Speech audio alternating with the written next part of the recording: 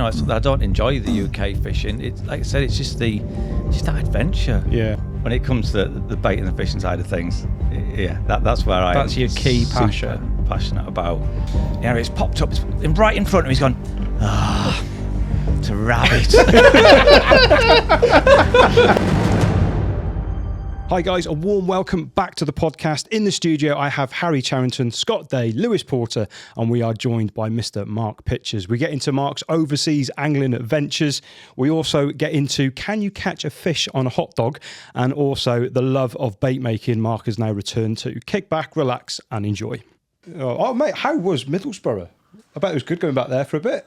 Well, I live there. Well, apart from I mean like, the footy, despite the score, was it good being back in the ground? Going there for a bit, what, like he used to play for? Well, I don't know. I thought Middlesbrough fan, he might have gone there a few years back. That's his first time there. We've been, me and Mrs. Pitchers have been to every midweek home game.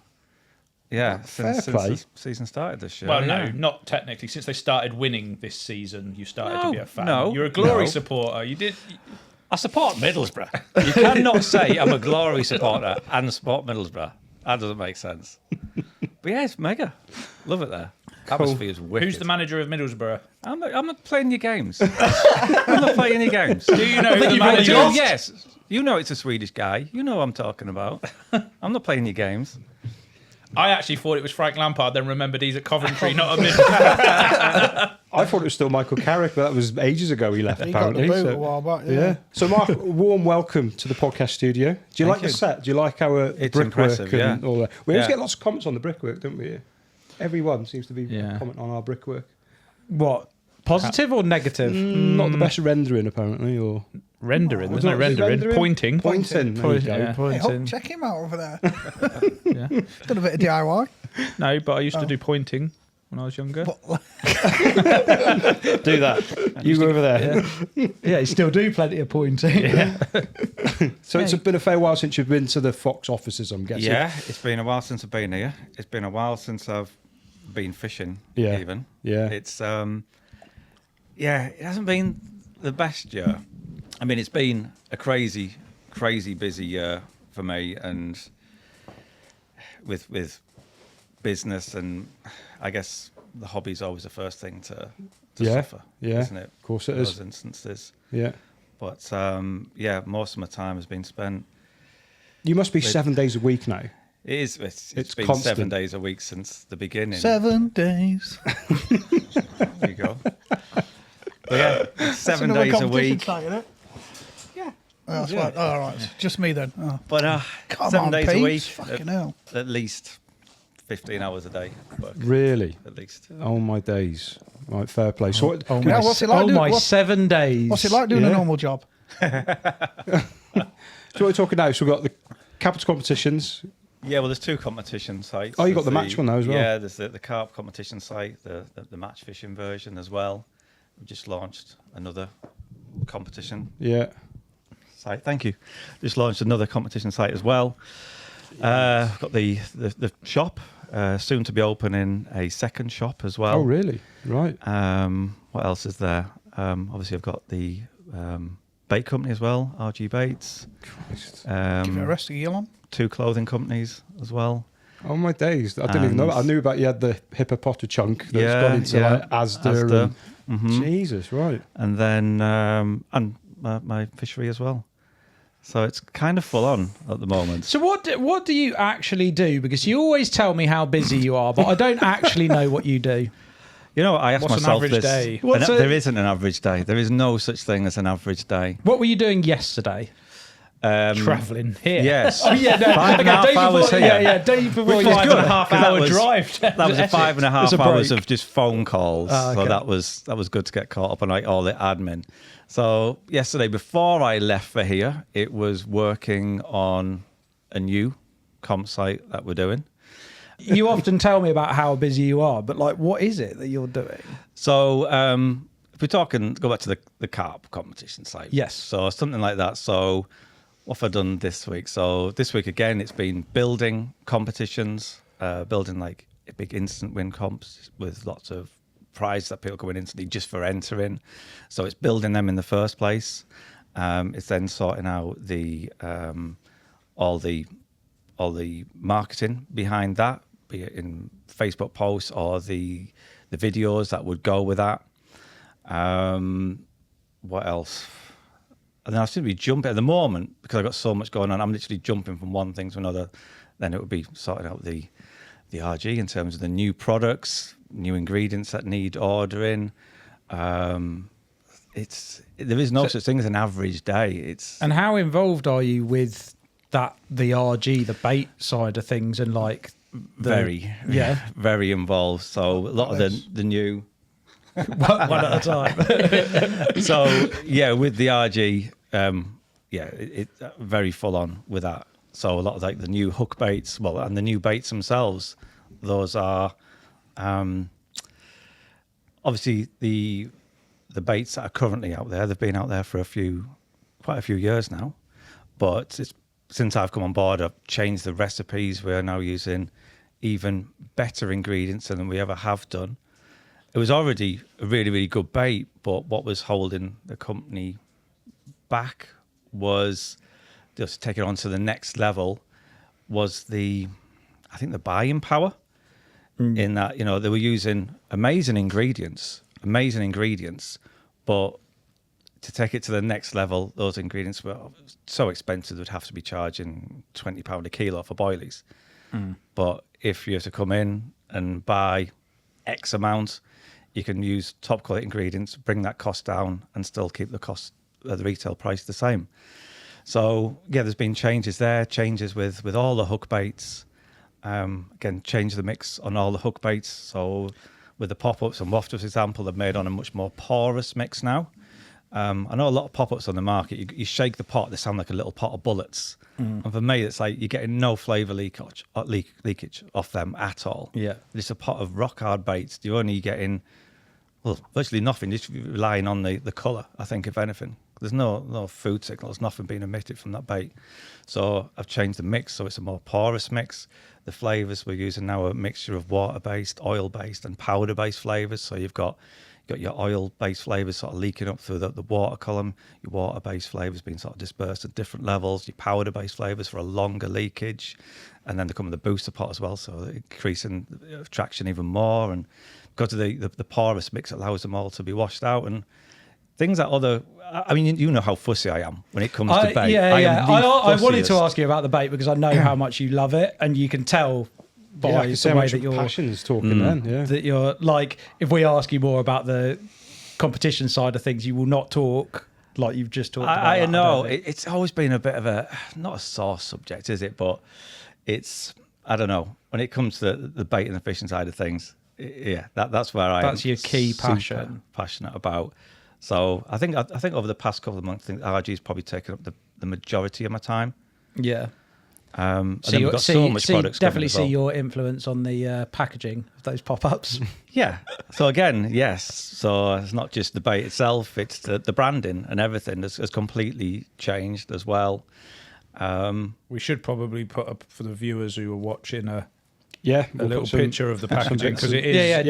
Describe what you've. It's got describe your three hook baits and your the pin-ups. Yeah. There you go. Just described them. Pin-ups instead of pop-ups. So on each hook bait pot, Mark has a themed lady. Yeah, themed pin-up model. Yeah, that's a good way of describing it. So reminds me a bit of Sailor Jerry's type vibe to it. Like, do.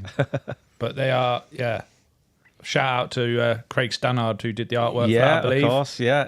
Did he draw them up? He drew the artwork for that, yeah. Really, fair really play. cool. I thought you'd just like AI'd it or something. No. It has to be. Nice. That's not within RG's keeping, is it really? And all the hook baits are also hand rolled. That was something else I wanted as well. They have to be. I don't want one at a time. Yeah. But I didn't want them. Yeah. But I didn't want the machine mass produced. I want them to be on hand a tray. rolled. Yes. Yeah. So all the hook baits are hand rolled. Nice. As well, something I was very specific about. Sorry, H. I was going to just bring it back to that. Obviously, you had the opportunity when it arrived with RG just want to, was it an emotional pull to leave CC Moore after being so long with that company and working with Ian and Alex? And yeah, absolutely right. And when I phoned Ian, and I know people probably won't believe this, but I genuinely had I feel myself getting this way now. I genuinely had tears in my eyes. If anyone who knows Ian, they'll know what an amazing guy he is. He's one of the nicest people in the fishing industry. And I've been with CC Moore 10 years. Right, and I always said I would never, ever, ever leave. And it wasn't like I left to go to another bait company. I wouldn't have done that. Yeah. But this was an opportunity to have my say and put my stamp on everything, from the packaging, the ingredients that goes in, everything. It really was a chance for me to really put my stamp on the baits, the branding, the packaging, the marketing, which I would never have any opportunity, that opportunity to do with any other company. I think it's cool that you picked, well, it's not like you could have just gone in and picked anyone you want, but it's cool that you decide that you sort of made that with RG. Yeah.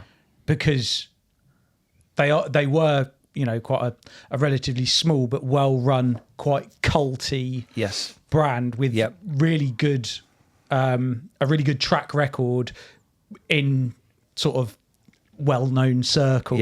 Yeah. In the north is what you're kind of going to say, I think. Yeah. But there's a lot of people out there who are using it and catching good fish on it and kind of keeping it maybe a bit more quiet than you're see from the right. other It is companies. a cool, culty, carpy brand.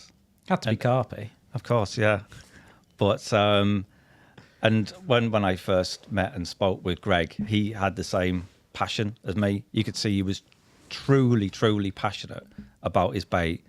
And when we made him a proposal, he could see how passionate I was about it as well, and where he could see his baby, if you like, going. So, and he's still like 100%, or like he is. He is. Yeah, he's the man running everything. Really, it's Greg, and it's it's still Greg's recipes that we're working on and tweaking on, and he's still very, very much involved. And it wouldn't work without him. It just wouldn't.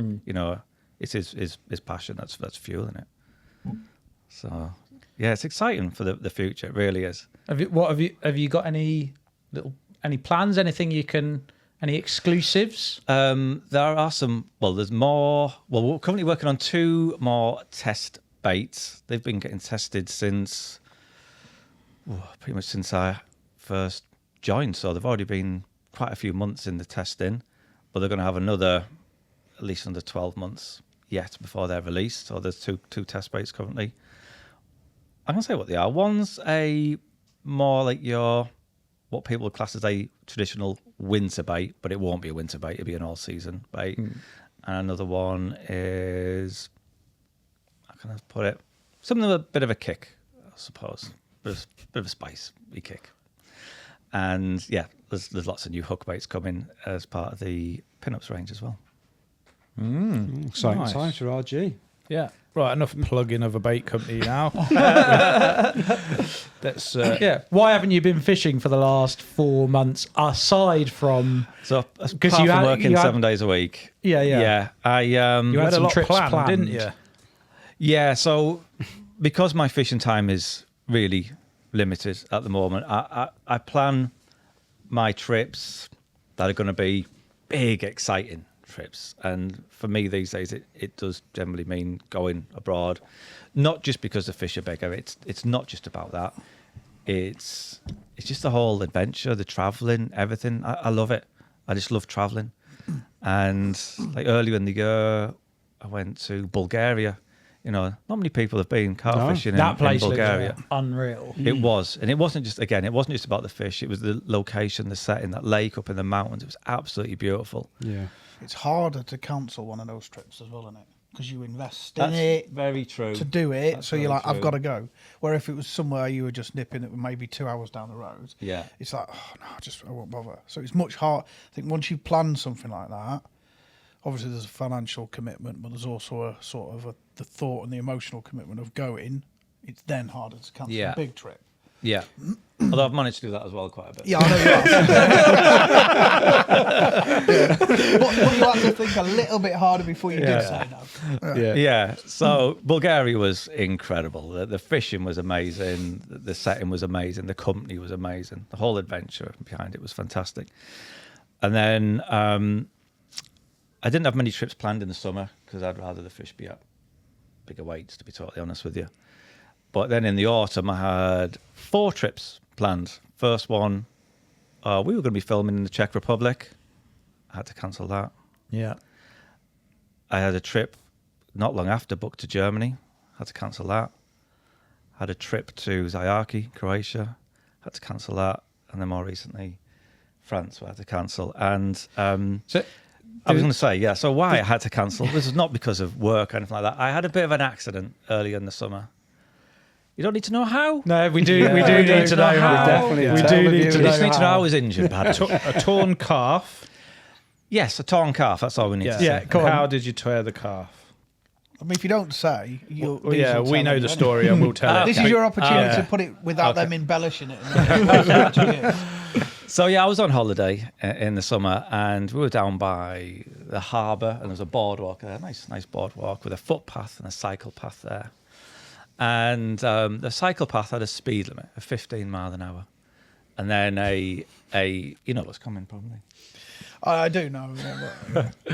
Then a scooter came past, and you know, like in England, when you enter a 30 mile an hour limit, if you're doing the speed, it has a green smiley face, and if you go over the speed limit, it has a red angry face. Yeah, slow down. Yeah. And the scooter came past and set off a red angry face. So I said to my daughter, do you reckon I can sprint to there? Set off that red angry face. So I've gone down for a full-on Usain Bolt. Full on. When was the last time you attempted this sort of sprint? 20 years prior, probably. At least, probably in my teens, yes. And as I've pushed off, I just felt my calf just come up behind my knee. It just ripped. I knew it was bad. I knew it wasn't a pull. I knew that was bad. I was sort of fighting back and vomiting. That's how much my eyes were watering. The pain was next level. So did you not even get an amber face? I got 13 mile an hour from the push off. I got a reading. 13 mile an hour? Yeah, imagine if I'd have got into my stride. that red face would have been on it. You'd overtake that scooter. Yeah. So then I've flown back home with this tear, which wasn't the best thing to do. I should have been in the hospital over there, but I flew back with a tear and went to hospital, and it wasn't that bad. It was a 3 centimetre by 1 centimetre tear, so it's still an inch tear in a calf. And then I was on crutches for the next 2 months, couldn't drive. I was on painkillers, and then it must have been about 8-10 weeks when they said, you should be on crutches for 8-10 weeks. Then 8-10 weeks came, and it's like you hadn't been on crutches for 8 or 10 weeks, though, had you? Because you were doing a normal bloke thing of ignoring what the doctor I'll be told fine. you and being. I just need to have it up for half an hour a day. It'll be fine. Yeah, I was meant to be laid up resting. Who can sit there with a leg up that high for that long? It's impossible. I've met a couple of women. I was going to say, you need to get to the dam. Yeah. But, so then I had to go and see a specialist because it wasn't getting any better. And then he said, you need to get to the hospital now. I think you've got a blood clot in your leg. Shit. I was like, oh, God. So then it was 2 days in hospital. And it turns out it wasn't a blood clot. It was just a build-up of fluid in my tear, which had then made the tear go from 3 centimetres to 11 centimetres by 3. Wow. So That's like your whole calf. Yeah. I get it, but why haven't you been fishing? So that was that really. So it's still bad now. It's quite a few months on. I still can't stand up for very long. That one or that one? It's this one. Oh, okay. So I still can't stand for very long. I can walk about for a bit and then got to sit back down. So it's going to be a while, but I'm back to fishing strength at least.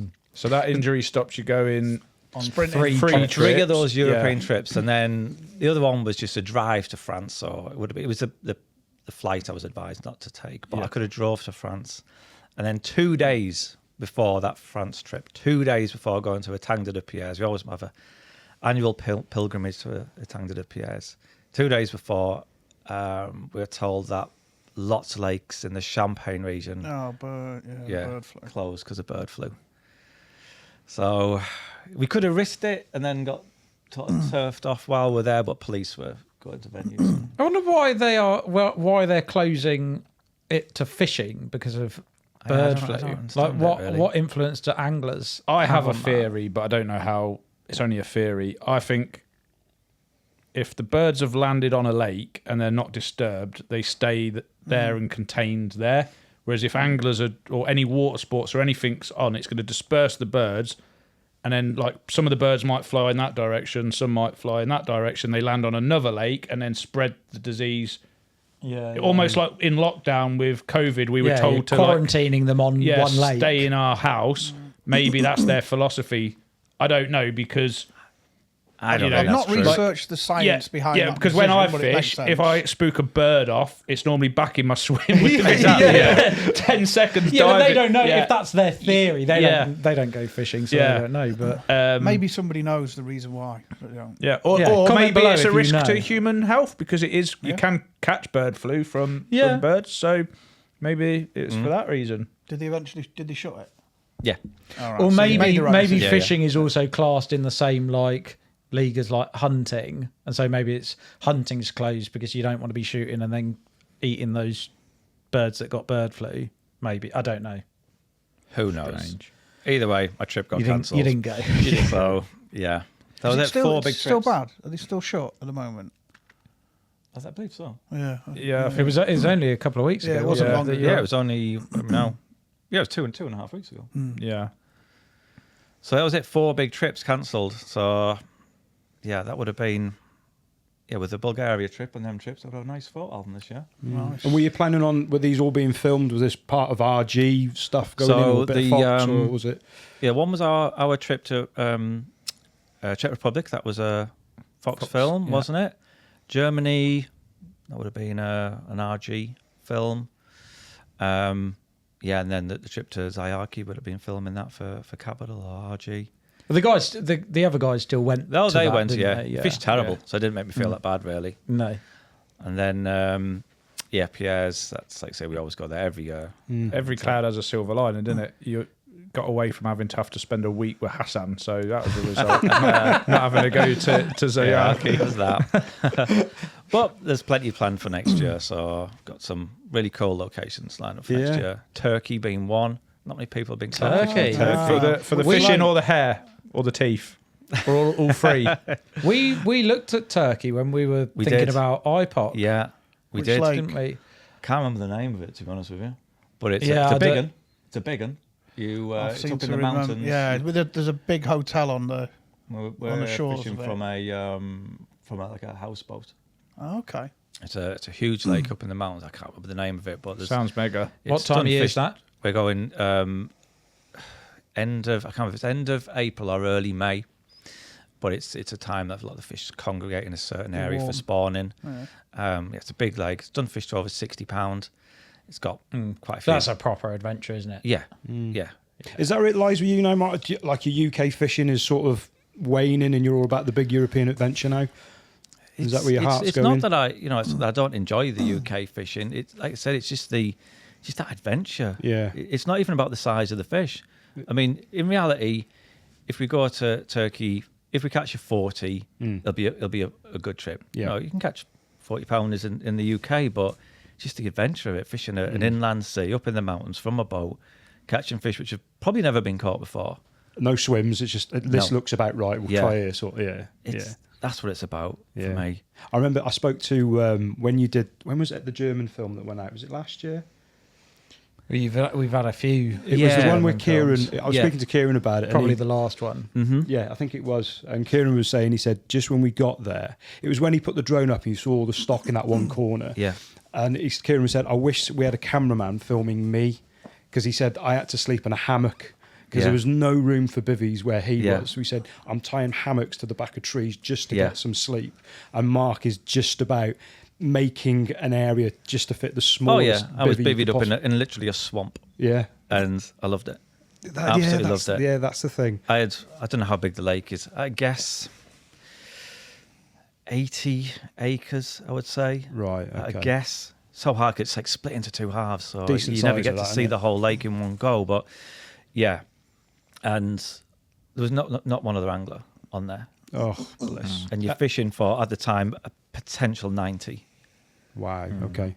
That turkey thing, going back to that, I was in Athens recently in Greece with Abby, and I sat and I thought, I wonder if there's any carp fishing here, because on the aeroplane coming in, as you do, like, I don't know, all anglers, like, as soon as you get under the clouds and you can start to see land, I'm just, wherever I'm flying to, I'm scattered, like lakes everywhere, rivers, it's just like, everywhere looks just immense compared to England. So I sat there and I thought, I wonder if there must be carp in Greece. So I looked on the map where we were, and I'm thinking, yeah, we're you know, like we're in the mix here. The weather's right. So I started searching on Facebook and Instagram and everything. I didn't find any big uns, but I found these guys catching 20-pound commons in these huge inland seas, wild as you like. And I thought I'd have that over a 60-pound farmed, like 100%. stock fish in a commercial fishery somewhere in France. All That was day another long. country we looked at as well for Looks going unbelievable. to. There's a few videos on YouTube, a guy fishing over in Greece, and again, he's got some nice, like mid-20s and that. Yeah. But out of these amazing looking lakes. I was saying to you, Scott, the other day, I know it's been done a little bit more, but it's still a massive adventure. That Morocco. But we mentioned Turkey as well at the same time, remember? Yeah, but Morocco, you only ever hear about El Biquidain. Yeah. But there must be no end of other lakes in that country with carp in, but everybody...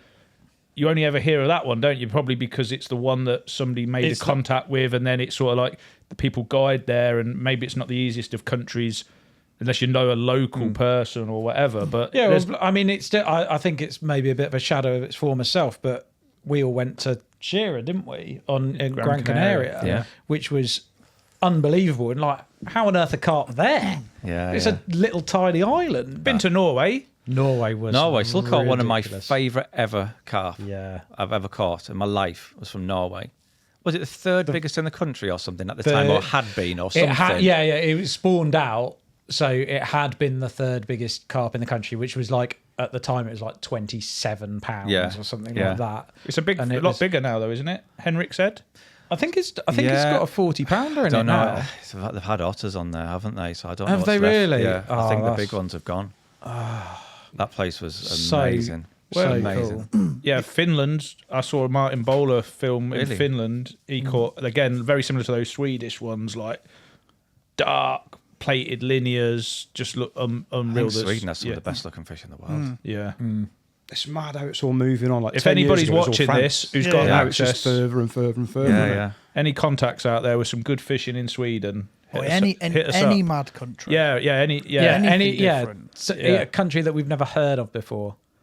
Well, never heard of. What, from a fishing point of view, or you just never heard? Never heard of. Right, you're off to Cambodia next year. I've heard of Cambodia. It wants to be more than that. You're looking for a country we've never heard of. Who's that country who's just carp qualified for the World Cup? I'd never heard of that before. Oh, yeah, Cacao or something. Yeah, there you go. Exactly. Have they got Curacao or something it was called? Never heard of it. Yeah. Population of about 1,000. Yeah, I think it's called Curacao or something. But if you think of all the countries that we know that have got carp, and look at the other countries that border them, there must be more. I'll tell you some. Yeah, I mean, we went to Kazakhstan, didn't we? Yeah, for pretty much an overnighter, wasn't it? Yeah. Jeez. A long way to go. Actually, what did we do? 2 nights. Who was your guide? 2 nights, catching grass carp, weren't it? Yeah. No, I had a 12-pounder. Oh, you had a proper carp, did you? Yeah. You had a proper carp, and we had some grass carp. Yeah. And they fed me a lot of local vodka. Yeah, you were wasted. Absolutely wasted. Yeah. You were flirting with the one of the local ladies. Husband was getting well angry. I'm thinking, we're in the middle of nowhere here. In Kazakhstan. Jesus. And he was getting so angry with you. She's... No, I think he was getting angry with her. She was flirting with me more than I was flirting with her. It was a bit where she started to feed him, and he's had his mouth open. He was just putting his food. in his mouth. I'm like, Harry, you've gone too far. like getting his lips on a thing. He was like the boss of. The mafia. Sounds like a great strategy. So they put on this big meal for us, and she cooked it. And it was lovely, and everyone was doing speeches and all of this sort of stuff, and like they were really, really hospitable. And then at the end of it, the day after, when we were all saying goodbye, we were like, "Oh, can we have a photo? Can we have a photo with everyone?" And he was like, we asked her to get in the photo as well, and he was like, "What, with the woman?" Like, it was Borat. Yeah. It was like, not with woman. I was like, really? Yeah. Anyway, we managed to get the photo, and I have actually seen them since because they came to. Oh, really? Yeah. And I didn't get murdered, so it's well done. Good. Yeah. They came to where, like, you sort of assumed we know where. You said they came to. Oh right, yeah. Came to where is the World Championships. All right. Oh, okay. Okay. Yeah. Did he was fishing for Kazakhstan? No, he's the manager of the team. Oh, right. He's a big boss man. Yeah. Like the Don of Kazakhstan. Yeah. Yeah, he's like the Rob Hughes of Kazakhstan. That was an adventure, though, wasn't it? All the way there.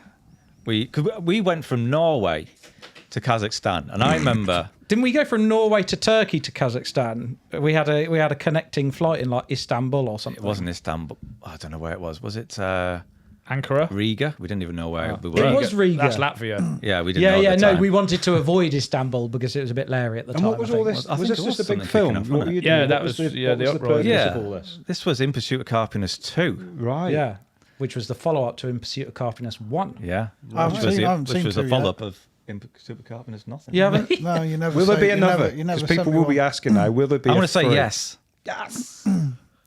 No. Go on. I can't. There's no market for selling DVDs anymore. Well, yeah, it we certainly wouldn't wouldn't do it be. as a I DVD. think doing the second one as a DVD was a mistake. To be honest, I think we should have gone streamed it. straight onto streaming. But There'll be a lot don't know. wanting that, mate. There'll be He's a two lot of children. people Now he's wanting got it. no chance, mate. yeah. Get them Yeah, along. 3 weeks away. Yeah, maybe in like 10 years' time when they could look after themselves. Yeah, but I'm saying there will be a third. I don't mean like next week. It'll be come. like Matt and Mick getting back together again. Yeah. 10 years' time when they can look after themselves. What, at 11 and 14? Yeah. Oh, that's wishful thinking, isn't it? Yeah. You'll have You got a lot robot longer nannies than by that, now. my Mate, friend. did nobody ever I'm tell fully you? in the trenches Did at the nobody ever moment. tell you this commitment is a little bit longer than a decade? I'm beginning to learn it. Yeah. Alice, have a word. You went to, I think, was it In Pursuit of Carpiness 1 when you ended up in Texas? Was it Texas? And you had some God, like yeah. crazy Yeah. Mexican gangster cartel people. Well, That was in Connecticut, wasn't it? yeah, Connecticut. So yeah, we're jumping all over the place here. So yeah, it was In Pursuit of Carpiness 1. Where did it start? Slovenia. Oh, Slovenia. Yeah, that was amazing. Yeah. Martinsko. Yeah. Is that lake still going? It's Well, we spoke been to- ruined, hasn't it? I think the no big bait rule went in. Yeah, And they so the stopped big loads fish of fish. died. Right. They had a fish kill, which killed the big fish. Right. They have a consistent stocking policy because people catch the fish to eat them, which yeah. we saw which we happening. witnessed. Yeah. And then you're not allowed to bait up. No so boats the fish either, I aren't think. the fish aren't growing. Yeah. Now like they were. So it's Shame, all beautiful lake, wasn't it? It was amazing. beautiful lake, brilliant fishing. Yeah. Just sticking out baits. Yeah. And chucking out single boilies. And then went from there to America, didn't we? Yeah. So And then it was started off in New York in Central Park. Jesus, you what? boys got a bag, didn't you? yeah. So we caught carp. Dean, have in you Se- never seen it? No, I haven't seen that. I You've haven't never seen seen it. No, it? I've seen clips of it and bits. mate, that I Yeah, get cheers to for the support. Great video. Great films. How much was it? Oh, well, at the time it was like $14.99, which sounds there you go, extortionate. Dean. Yeah, I Don't blame me, mate. I only watched Sounds it a lot to now me when for you free. think It sounds a doesn't lot, but at the time, there wasn't nearly as much YouTube content out there, and there were no streaming platforms. People weren't really doing books. There was definitely it was like a small period of time where there was a gap in the market. It's almost the for 10-year it. anniversary of it. It's certainly the 10-year anniversary of the inception of it, the planning of it. There you go. You should put a marker down now. So the 20th anniversary is when you go out and do a third. Yep, I'm up for that. Well, you'll be 60 then, Mark. Not far off, yeah. But and Harry's kids will be 11 and 14. You caught a massive terrapin.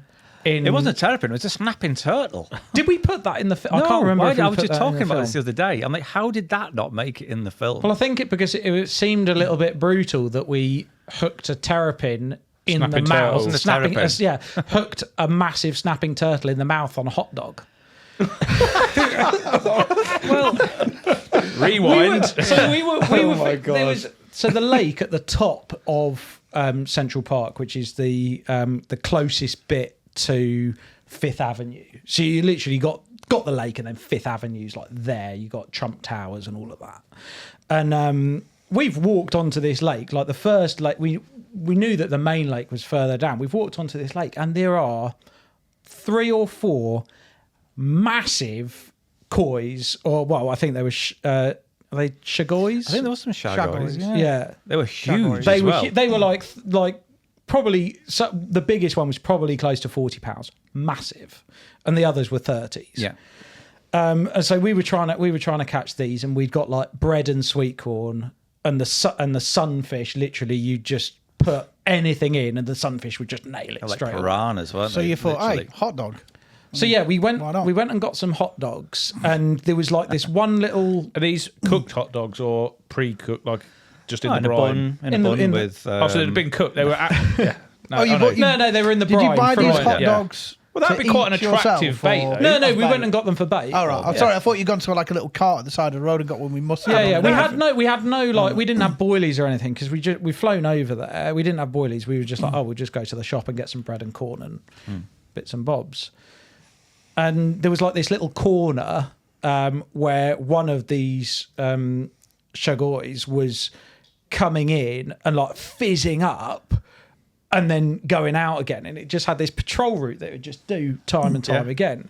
And so Mark was like, "Oh, I'm having some of this," and I don't know if you want to take on the story. Yeah, well, like you say, it would just kept doing a circle, didn't it? It was just doing a circle go around a rock, and it'd come back and it'd drop down. Big plumes of bubbles would come up, and you see it come up again. It'd do a little circle, kept coming It back. was nailed on. Yeah. So that right, when it comes up again, it drifts off. I'll pop a little float in. So big plume of bubbles come up. You've seen the fish come up. So it go around the rock, around the back. Right, get me floating, my hot dog. Float's just sat there, lovely. Kois come round, drop down. Big fizz of bubbles come up right over the float, like a jacuzzi, right where the float is. Float's gone like this, gone under, struck, solid weight. Just rods hooped over. Like, got it. We've got it. And it's just come up like this, like a wet bag. Just pure weight, not doing anything, just a wet bag. And you just see these jaws just coming up out of the water, this big, angry turtle's mouth coming up like this. Yeah. And we're like, what the hell do we do with it? Come on, Harry, handline it out. It'll be all right.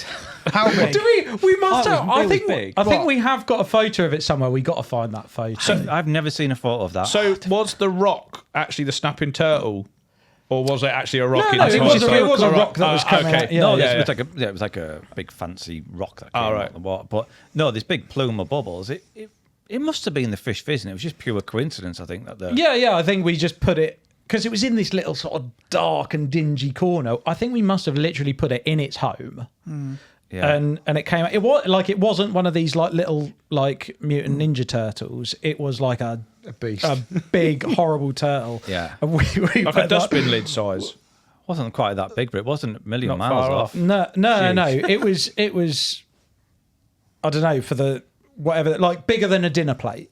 Yeah, I'm looking. It's certainly bigger than this plate. Yeah. How about the size of this table? Yeah. You can see that. Yeah. With a big angry face, and it's Yeah. and So how it's did you like unhook teeth. it? I think how did we? think we had did we some use a forceps. stick or forceps or something like that? Some bit to bite on We it were and definitely not going anywhere near its mouth, and I think Mark was sort of holding it out like this, and I was going like that with the forceps. Yeah, it never made the film just from a should have an been from a animal comedy point of view. welfare point of view. stuff. Yeah. I think them koi were uncatchable. I just couldn't see how they could be caught. They can't be chagoi then, because chagoi are the like friendliest koi going. They are cuddle literally, them and just lift them out. literally they are But the they friendliest. they look hungriest. like big orange commons. They But looked like they'd be so muggy. Maybe I think a no one's nishigoi. going to have caught these. Yeah, I don't know. They probably had like bass lures thrown at them all their lives and things like that. But have you tried hot dogs ever since? Either of you? Ever? I remember as a kid I used to use hot dogs quite a bit. Float fished hot dog on the local lake. I once caught a hot dog. When I went to Strawberry Fields down there, the owner used to feed them on hot dogs. He used to get like big. Like, I didn't expect this conversation to happen. Yeah, he used to get the big catering tins of hot dogs. Lob them in whole. Well, chop them. Oh right, I gotta say. And just go out with buckets and just throw in hot dogs. I remember one morning reeling in and like perfectly impaled on the hook point with a hot dog. That is mad. That's mad. That's not too dissimilar to the story about one of the guys on your lake catching some various species of animal. Yeah, that's a good story. How do we get into this one? Okay, so this is what we call the duck, the rabbit. Is that story? And the rat, yeah. So okay. this right. goes the back duck, to the rabbit, and the rat. Yeah, it sounds a bit like the boy, the mole, the horse, and the fox. Doesn't it? Like children's story. It sounds like it. Yeah, you be a should great kids book, wouldn't it? But this one not so much. move over, Hamidi. I'm coming in for this one. Yeah, get yourself in there. The duck, the rabbit, and the rat. So I don't know how I quite set the scene here. So I'm trying to. So you're on I'm your trying lake. to set the scene without making it seem like I'm bloodthirsty or something. on your lake, you ran Considering a you syndicate. just unhooked a snapping turtle with a stick, I think that's a good place to start. Yeah, my lake, I had a syndicate, and we had pest control down there. Let's say. I think most fisheries do a bit of pest control. Yeah, Rat poison Rats. and that sort of thing. Rats. Yeah, duck population. Yeah, a bit much. You looking around for a nod of approval? Yeah, kind of. It's pretty common. Yeah. Most got them. Anyway, yes. So, what happened was, one night it was a syndicate lake. This must be going back. God, it must be late 90s. My lake was run as a syndicate. I can see this text in the book being written right now. Yes. One night in the late 90s. And there was 2 new members on there, and we'd gone round to see them on the night time, and the rods were out, but no one in the bivvy. So we thought must be in his mate's swim. So we've gone round to the next guy. No one there. So we give him a little pull on the alarms. Nothing. No one's come. Give him a louder pull. Nothing. No one's come. Like, where the hell are they gone? So we tied a bit of line to the end of the line coming out the rods, walked back, hid in the bushes, pulled in this line for ages. And then Bobby's going beep, beep, beep, beep, beep, beep, beep, beep, beep, beep, beep, beep. Nothing. No one come. We were pulling on it for minutes. Nothing. So had they like totally left the site? Well, we now believe they were, how can I put this? Enjoying each other's company in the bushes is what we think they were doing. What you think or you believe? Strongly believe. Okay. But either way, they were not. They were somewhere. They were not on the being fishery, just but they were definitely breaching their rod license conditions. I see a link back to hot dogs. Yeah. Anyway, so one of my mates has gone, they're taking the piss here. I want to reel in the rods. That's all right. Give us that rod here. So he's reeled in the rods. I went, someone shot a duck earlier. I'll lip hook that. So lip hook this duck. So give us that rod. Chucked it out. So spoosh, it's going out there. I'm like, right, I'm not stopping here. Someone had shot a rat earlier that day. So right, go and find that rat. So we got the rat, lip hooked it, chucked it out, set his rod back up. I went, there's a rabbit. There's a rabbit who was eating the plants that I planted. I'm going to find this rabbit. So I went round, found this rabbit. Good job you only had 3 rods, isn't it? Found this rabbit, lip hooked it. This is a big task, this one. I think I ended up holding it by its legs and then throwing it out, actually. Anyway, set all these alarms back up. Everything looked bobbins perfect. There you go. All this time, they hadn't come back. Anyway, we kind of forgot about it. Me and the other lads that were there. There was the next morning, I remember my mate, he came running round, he went, one of them's reeling in. He's going to reel him in. so we're all there, we're all by my bivvy. You can see this lad reeling in, and it's the animation on his face. He sort of picked up his rod and he's gone to his mate. I've got something on. I've got something on. He's reeling it in. His rod's bent over. You can see this ball wave coming towards him like this. This ball wave, and his mate's there with a net. He's poised with a net. It's in the water. He's reeling. He's popped it. Went, oh, it's a duck. He wasn't even that surprised. He was like, oh, it's a duck. He's like, oh, it's dead. Oh. And he's a nut. He's like, oh, it's a dead duck. He just like throwing it in the bushes. And anyhow, so I packed that rod away, and he's gone to reel in his other rod, and his mate's sort of like walking back. He's calling me, but I've got something on here. So his mate's come running back. He's down there with a net again. Anyway, he's reeling it in. Again, boy, he's there with the net poised. He went, oh, it's a rat. At this point, you should be smelling a rat, shouldn't you? You know what I mean? How have you caught a rat?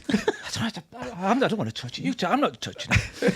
Anyway, he's gone off, packed his rod away. Gone to reel in his third rod. Rod's proper bent over this time. His mate's come running back. I've got something. He's really shouting. He's really excited now.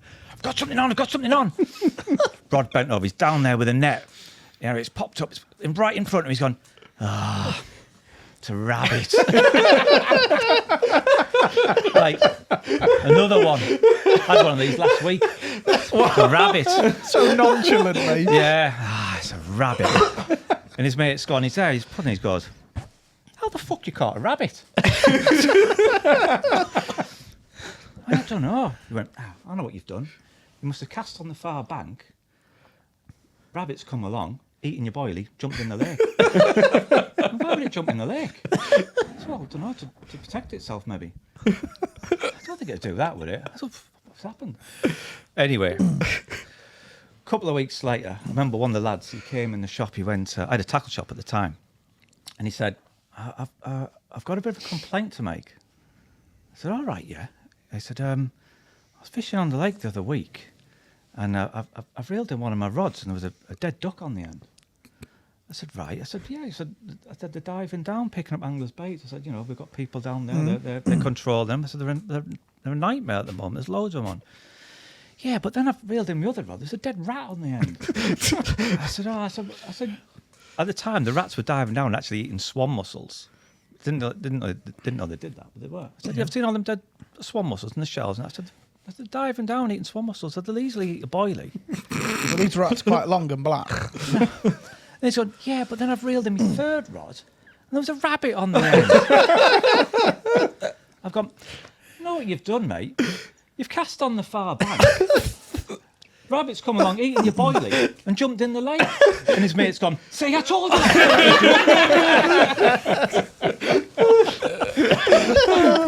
Was it an orange boilie? I think it might have been. Yeah, like a bit of carrot. Yeah. That's amazing. Well, that's what they get for having fun times in the bushes. I think that's what they're doing. Bizarre. Oh, mate, that is such a quality story. That is so cool. I'll say, I know we're on stories now, and I remember, you've got to retell this, please. The story, you told it at the Sandpit last year when we did a sit-down interview, and I asked you, what was your worst ever meal on the bank? And you told me about the chicken sandwich story. And God, no. And yeah. No, that can't be going in. Absolutely not. No way. No. Well, you can't. Well, let's hear it, and then we can edit it out. That's a messy one. It is a good one. That's a messy one. If you please, it's amazing. Enjoy. That's a bad one. If anyone's eating, do I need to? It has already gone out before? on the syndicate, hasn't it? The syndicate guys will be knowing what's coming. I don't know how much detail I went into on that one. It was graphic. So was it? Please again. Okay. So I was in France at the time, and I went with another guy who works for another tackle company now. You know him. I won't say. Anyway, we've been to a supermarket. No, you might as well say. You went to France with someone from another tackle company. This is going back think before I was at Fox. We don't care. It's not like we're going to sack I'll you say because you went Gaz. fishing with someone. Gaz, I went with. Fair. Gaz Fairham. No. Gaz Hood? Anyway, yeah. So anyway, we'd popped to the supermarket to get some supplies, and I got a chicken sandwich. I took one bite of it, and I thought, that's not quite right. That. I had another bite. Yeah, it's definitely not right. That. So Gaz is like, I'll eat it. So he demolished the rest of the sandwich. I remember getting back to the lake, and he was on the opposite bank to me, actually, and I saw him running to his bivvy, zip all the doors down. A minute later, come out and a pair of underpants just getting flung. I'm like, that didn't look like it ended well. Anyway, I'm sort of chuckling to myself. I'm like, well, glad I didn't eat that sandwich. But them 2 bites of that sandwich were enough to cause some damage. Mine didn't kick in till a few hours later. And I remember waking up in the night like someone was just booting me in the stomach. The pain was unreal. I was just doubled over. I'm thinking, right, if I go to the toilet, I'll be all right. It must have been about 300-400 meters away. I'm on my hands and knees. I can't walk. I'm on my hands and knees. I think I made it about 5 yards. I'm like, no, I can't go any further. And I remember sort of pushing myself back up against a tree. And I'm like, my stomach just making these noises. I'm doubled over. And so I've got up against a tree. And all I can say is, I unleashed Armageddon from my arse. It was everywhere. It was awful. It was, and as it's coming out one end, the noise and the smell just made it come out the other end as well. It was double ender. It was coming out of every orifice, and it was splashing. It was on the back of my legs. I had to go in the lake afterwards to wash off. It was awful. It was awful. I've climbed back into my sleeping bag, and then I felt a bit better after that. And then I must have been woken up a few hours later by no. Thinking,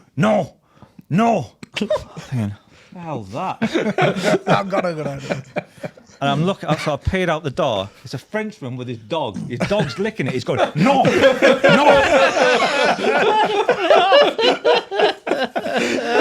I remember as I peered back, I remember the look of anger on his face as he clocked me looking at him. Oh, it was awful. He knew what it was, and he knew that you knew. Oh, yeah. And I just sort of went like that. I just went, yeah, okay. See ya. Sorry about that. Yes. Oh, man. Quality. That's the worst meal I've had on the bank by quite some. It wasn't even a meal on the bank, was it, really? No. You got a sandwich from a service station. And I had a very similar experience this trip to Bulgaria. Oh, did you? Yeah. I don't think we need another story, do we? Pretty much the same. Yeah. Just imagine that, but in Bulgarian. With another dog? No, just Hassan. strange enough, for a split second, I knew that was coming. Yeah. What did you? Forgive me because I have only watched the first half of your RG Bates film in Bulgaria. What did you catch in Bulgaria? I think quite a few 50s. Biggest was, from memory, just under 59. I think. Like most of them are like proper like dishy. I thought you was unlucky. Like Hassan seemed to, for me, as I watched the whole film, he got the better end of the stick with more of his commons were longer, like more like classic shape commons, and you seemed to get the shorter, dumpier ones. Because it's a bit of a mixture of venue, isn't it, where they are? But I sort of felt like he got.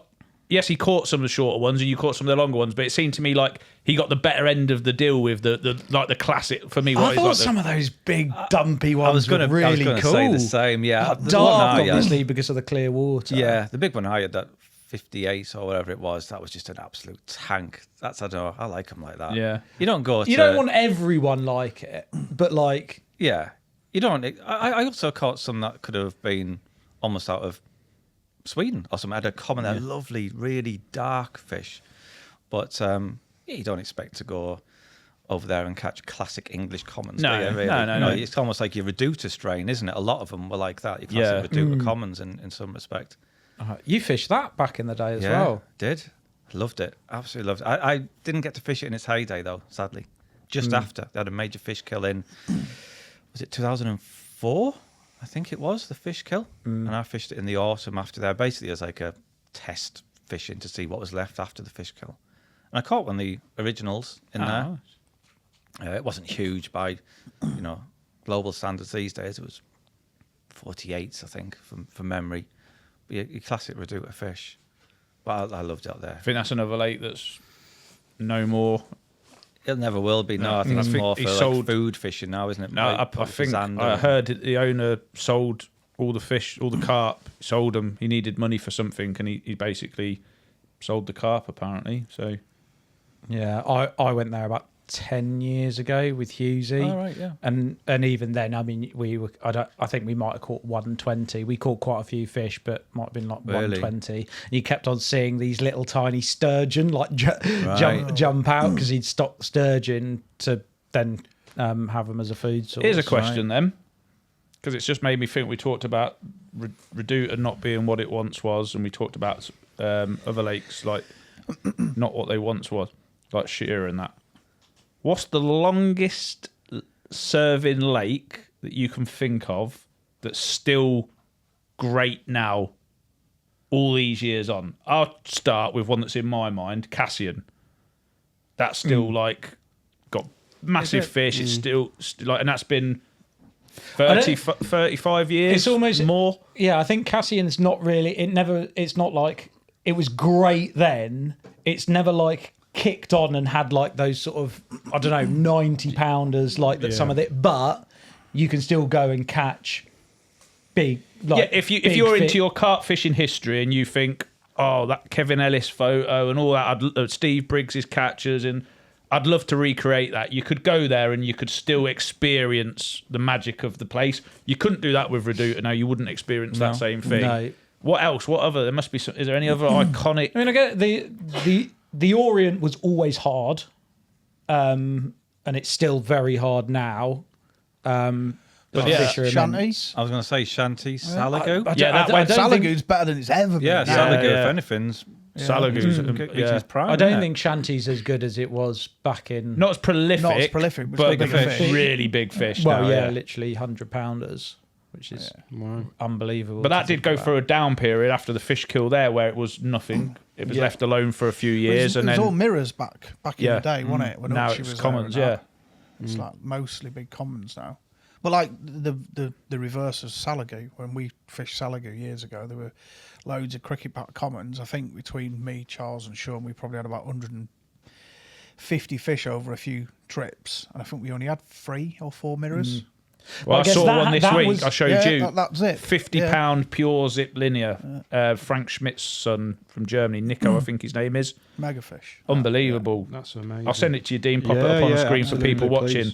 Yeah. Like that perfect zip, like tiny, like knitted zip scales, not plated zip. Proper like, drawn almost. Unbelievable fish. But I guess Salago had a dip. It hasn't been consistently producing those fish. Well, back years ago, then the big fish that are in there now, there was never anything that big back then. Now it's doing 60s, 70s. Back then, there might have been maybe one scraper 60 come out that we knew of when we fished it years ago. Yeah. But there was just loads of cricket bat commons. But now, I mean, they have stocked it, clearly, but, it's just completely reversed. There's still plenty of commons in there, but you just see loads of pictures of, or you see pictures of loads of big mirrors now. But it was wicked place. Awesome. But we've already mentioned French waters, not mentioned one English water yet. No, I was trying to sit there thinking about English venues. Obviously, Redmire is coming back to with the sort of work that Mark Walsingham did a few years ago with draining it down and doing all the desilting and restocking it with some really iconic bloodline English fish. I think it's doing him to 30 odd pound now. So hopefully in a few years' time that'll sort of like achieve the sizes of fish. It'd be great if it had 40 pounders in, wouldn't it? But from a historical point of view, we were talking about it off camera, Mark. You said you'd like to go to Red Mile, wouldn't you? Yeah, just for the historical reason, really. I know it's now a totally different lake, quite literally, because it's now 2 lakes. But I mean, Wraysbury arguably is better than it ever was. Totally different, but better than it ever was. I mean, the fish in there are unbelievable. Yeah. I saw it did another new 50 or the. I can't remember exactly how big it was, but it was like this. It was 53. It came out recently. That's just unbelievable, really. And they're like charcoal dark across their backs. Unbelievable. Very nice. Even Yateley Car Park Lake now, that's doing I think mid to upper 40s again. Since it's having like a second wind. Yeah, those old lakes are starting to push through. Old kings die, new kings come through, don't they? And that's and queens, of course. Talking of fish, we've got to put something to you, Mark, because the room is split on fish at the moment. Each time we do a podcast, we do a fish of the month over on the syndicate. I won't tell you who's voted for what. Okay. So basically, I think it's me and Lewis have voted for one fish, and Harry and Scott have voted for the other. So you've got the casting. No. Me and Harry voted for the same one, didn't we? No. It doesn't matter. You two. I don't agree with you. I agree with Scott. But I choose. In hindsight, let's not influence Mark. Let Mark have the casting vote. This is on looks, yeah. This is on what you like in your album. Yeah. I think I know you put the sizes on those, but when you sent them to us, you didn't put the sizes on those. That was irrelevant. Size is irrelevant. The quality of the photograph is irrelevant. It's about the fish. Oh, okay. Yeah. For me, that's how I voted. See if you could choose to catch one of them in your album. Which for the benefit of people watching on YouTube, they are now seeing the 2 fish on screen. Yeah. I'm now handing it to Mark to see which one he would choose out of those 2 to win Fish of the Month. The winner will get £100 worth of Fox Turbo. Who's number 1, Dean? So we got number 1. This is Ben Stevens with a £38 very plated mirror, very dark shoulders. If you're listening to this on your Spotify or iPod or whatever, a very deep buried, beautiful looking mirror there. And the second fish is by Darren Bryn, a £44 old linear, which obviously battle scarred up and seen a few and told a few tales, no doubt. So sorry, Darren, I think that might be Darren Byrne, sorry. Yeah, I appreciate the old linear, I really do, but I'm going with the 38, and I do. I appreciate it. I know it's an old fish, and I imagine it's got lots of history behind it, but I imagine it's a shadow of its former self. This is a disaster. That was the reason that I didn't vote for it. So I'm with you. That in its heyday, it's past its best. Yeah. And if you were going to catch it, you would have wanted to catch it. It's a bit like when I caught the amphibian for the first time. I went back on the Essex Manor to catch the amphibian. It had been a mid-40, and we think it got tethered, and it ended up dropping down to £27 from mid-40s. And I joined the Winter Syndicate with a view of catching it one day. I didn't expect to catch it on my first trip as a member, I should say. And it was like £38. And I caught it, I looked at it, I'm like, oh, it's not the amphibian that I wanted to catch. It's the amphibian, but it's a shadow of what it should be. Because it had been tethered for so long. Yeah. Even though it had gone from 27 back up to I hit 38s, it wasn't the fish I wanted. Yeah.